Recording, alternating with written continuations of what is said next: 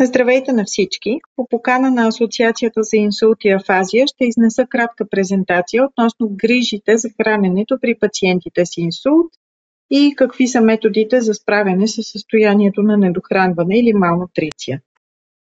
Малнутриция, свързана с заболяването, възниква обикновено или поради невъзможност човек да се храни по обичайния начин, или поради това, че хранителните вещества не се усвояват достатъчно добре с храната. Малнутрицията е сериозно състояние. Тя води до загуба на тегло и на мускулна маса, но и до други физически и психически нарушения и цялостно влошаване на клиничната картина за тези пациенти.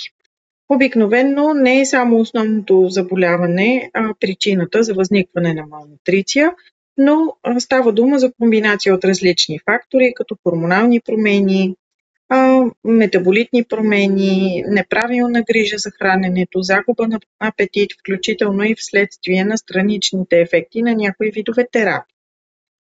До 24% от пациентите при прием в болница са в риск от развитие на малнутриция, а пък 9,6% от пациентите с добър хранителен статус по време на приема в болница развиват малнутриция по време на самия болничен престой.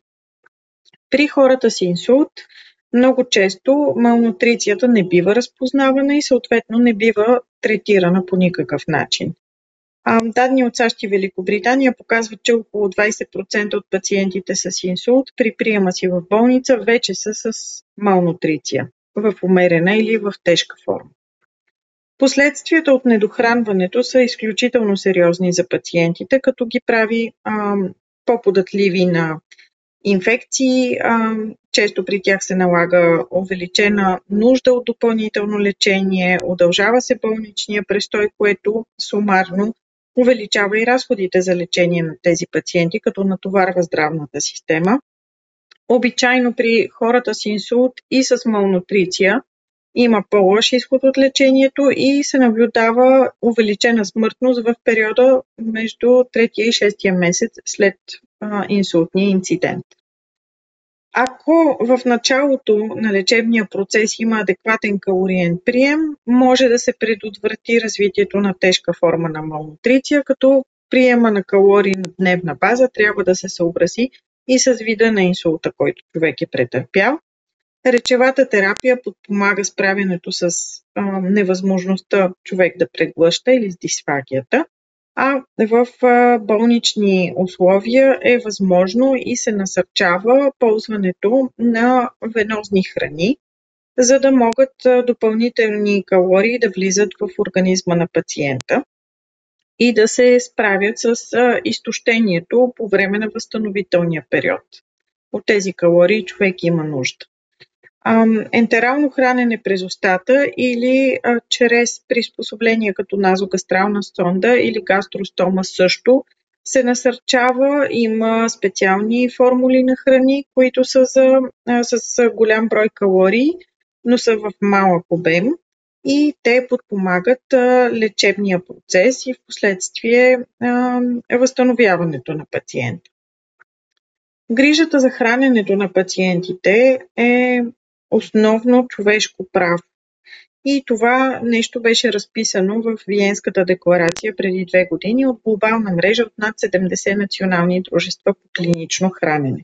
Това го казвам в контекста на факта, че не всички държави предоставят еднакво добра хранителна грижа за пациентите според техните нужди.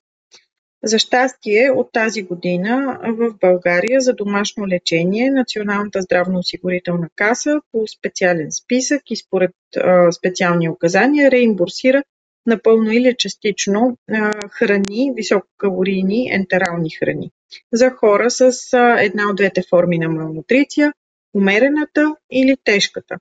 Необходимо е гастроентеролог да направи оценка на пациента, да дозира приема на храните и да изпрати към Националната здравноосигурителна каса специален протокол, който подлежи на одобрение, като за пациентите над 18 годишна възраст има изискване те да са с сонда или с стома и като се надяваме това да се промени в обозримо бъдеще и да може и пациентите, които са без сонда или стома, но са с малнутриция, и са над 18 годишна възраст да имат право да получават такива специални висококалорийни храни. С това ви благодаря за вниманието и оставам на разположение за всякакви въпроси. Можете да ме откриете чрез сайта или Фейсбук страницата на Сдружение Общност Мостове. Благодаря ви!